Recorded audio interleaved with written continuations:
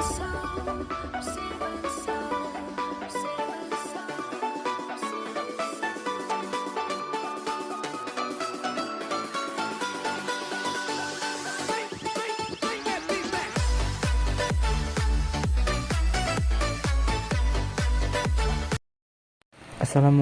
warahmatullahi wabarakatuh. Hai semua, kami dari kelompok 3 mata kuliah pelatihan dan pengembangan MSDM Fakultas Ekonomi Bisnis Universitas Lampung akan membahas materi tentang needs assessment. Adapun dosen pengampu mata kuliah ini yaitu Ibu Dr. Nova Mardiana SEMM. Baik, izinkan saya memperkenalkan anggota kelompok kami, yaitu Muhammad Ilhan Akmal NPM 201101128, Yu Alam NPM 201101116, Anjar Rahmadi NPM 201101134, dan Muhammad Ibnu Hajar NPM 205101107. Adapun tujuan pembelajaran dari bab ini yang pertama ada diskusikan peran analisis organisasi, analisis orang, dan analisis tugas dalam penilaian kebutuhan. Yang kedua ada mengidentifikasi berbagai metode yang digunakan dalam penilaian kebutuhan dan mengidentifikasi kelebihan dan kekurangan masing-masing metode. Yang ketiga, diskusikan kekhawatiran manajer dan pelatih tingkat atas dan menengah dalam penilaian kebutuhan. Yang keempat, jelaskan bagaimana karakteristik pribadi, masukan, keluaran, konsekuensi, dan umpan balik mempengaruhi kinerja dan pembelajaran. Yang kelima, ciptakan kondisi untuk memastikan bahwa karyawan menerima pelatihan. Yang keenam, diskusikan langkah-langkah yang terlibat dalam melakukan analisis tugas.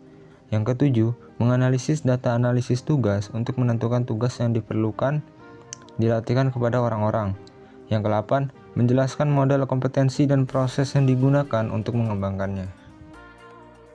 Selanjutnya ada perkenalan. Di bab ini membahas tentang need assessment. Need assessment atau analisis kebutuhan adalah proses analisis data dalam mengidentifikasi gap atau kesenjangan antara kinerja saat ini dengan kinerja yang diharapkan, sehingga dapat diperoleh data mengenai kebutuhan pelatihan. Informasi kebutuhan pelatihan tersebut akan membantu organisasi dalam menyusun program pelatihan atau diklat, sehingga pelatihan tidak salah sasaran dan tidak terjadi penghamburan.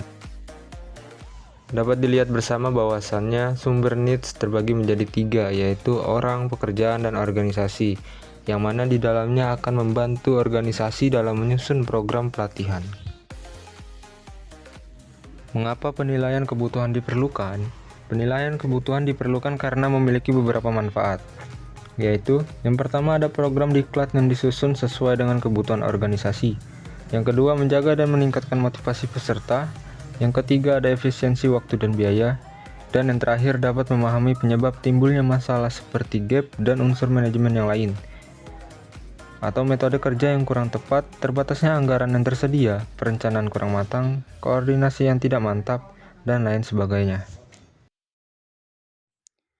Siapa yang harus berpartisipasi dalam penilaian kebutuhan?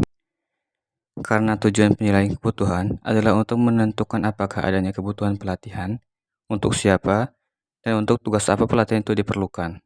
Penting agar semua pemangku kepentingan disertakan dalam penilaian kebutuhan. Pemangku kepentingan meliputi pimpinan perusahaan dan manajer tingkat atas, manajer tingkat menengah, pelatih, dan karyawan yang merupakan pengguna akhir pembelajaran. Ada beberapa cara untuk memastikan bahwa pemangku kepentingan terlibat dalam penilaian kebutuhan. Salah satu caranya adalah dengan membentuk kelompok penasihat formal yang bertemu secara teratur untuk membahas masalah pembelajaran. Cara lain adalah memastikan bahwa pemangku kepentingan terkait disertakan dalam wawancara, kelompok fokus, crowdsourcing, dan survei yang digunakan untuk penilaian kebutuhan. Pemimpin perusahaan biasanya terlibat dalam menentukan apakah pelatihan sesuai dengan strategi perusahaan dan kemudian menyediakan sumber keuangan yang sesuaikan. Sedangkan manajer tingkat atas biasanya tidak terlibat dalam mengidentifikasi karyawan mana yang membutuhkan pelatihan, tugas-tugas membutuhkan pelatihan, atau pengetahuan keterampilan, kemampuan, dan karakteristik lainnya yang diperlukan untuk menyelesaikan tugas-tugas tersebut. Yang selanjutnya adalah metode yang digunakan dalam penilaian kebutuhan. Ada banyak teknik yang dapat digunakan, antara lain yang pertama ada pengamatan, survei, wawancara, grup fokus, ada atau crowdsourcing, kemudian ada dokumentasi, dan terakhir ada data historis dan ulasan. Tentunya, metode yang digunakan pasti memiliki kelebihan dan kekurangannya masing-masing. Karena tidak ada metode tunggal dalam melakukan penilaian kebutuhan, yang lebih unggul dari yang lainnya, banyak metode biasanya digunakan. Metode bervariasi dalam jenis informasi serta tingkatan detail yang diberikan. Misalnya, di Brown-Forman Corporation, produsen dan pemasok minuman dengan merek alkohol seperti Jack Daniel, whisky, kebutuhan pelatihan dan diidentifikasi dalam beberapa cara, termasuk memantau pengembangan karyawan dan data manajemen kerja. Tren dalam industri minuman alkohol dan masalah yang diangkat oleh grup korporasi, perusahaan yang membayar layanan pelatihan. Contoh lain, untuk membantu pengembangan program dasar kepemimpinan di Choice Hotel, bagi manajer baru, kelompok fokus diadakan dengan manajer berpengalaman untuk mengidentifikasi topik yang harus disertakan. Juga data dari penilaian bakat ditinjau. Eksekutif puncak perusahaan meninjau deskripsi kursus saat dikembangkan untuk memastikan mereka fokus pada keterampilan yang tepat. Yang selanjutnya ada proses penilaian kebutuhan. Analisis organisasi melibatkan identifikasi apakah pelatihan mendukung arah strategis perusahaan, apakah manajer, rekan kerja, dan karyawan mendukung aktivitas pelatihan, dan sumber daya pelatihan yang diperlukan dan tersedia.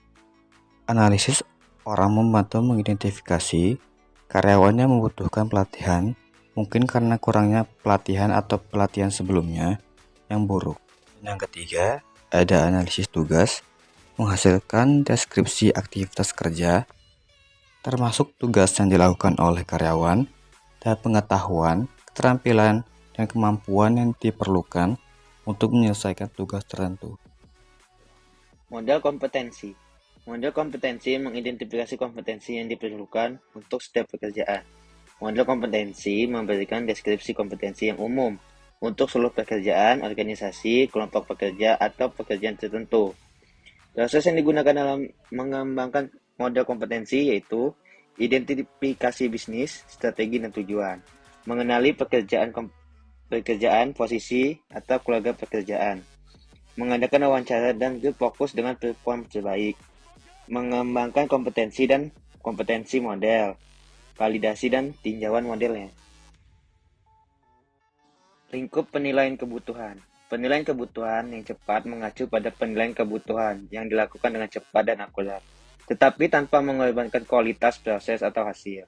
Kunci untuk melakukan penilaian kebutuhan cepat adalah memilih metode penilaian kebutuhan yang akan memberikan hasil yang paling dapat Anda percayai dengan menggunakan sumber daya paling sedikit, yaitu waktu, uang, dan UKM.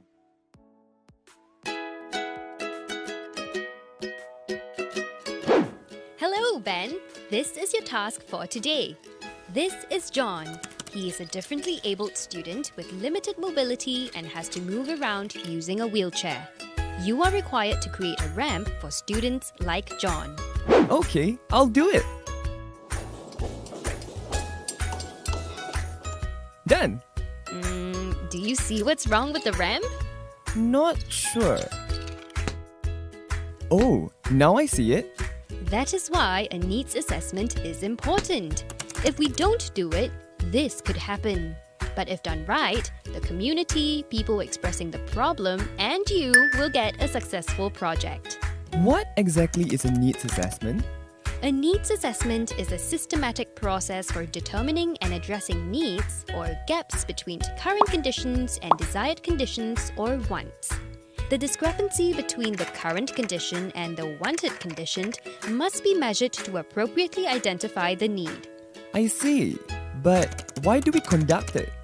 We need to conduct a needs assessment to identify the root problem, develop real, practical solutions based on identified root problems, and then measure the impact of the project. So, when should I identify the needs? Great question. There are 3 situations where this can be done. The first situation is during project planning.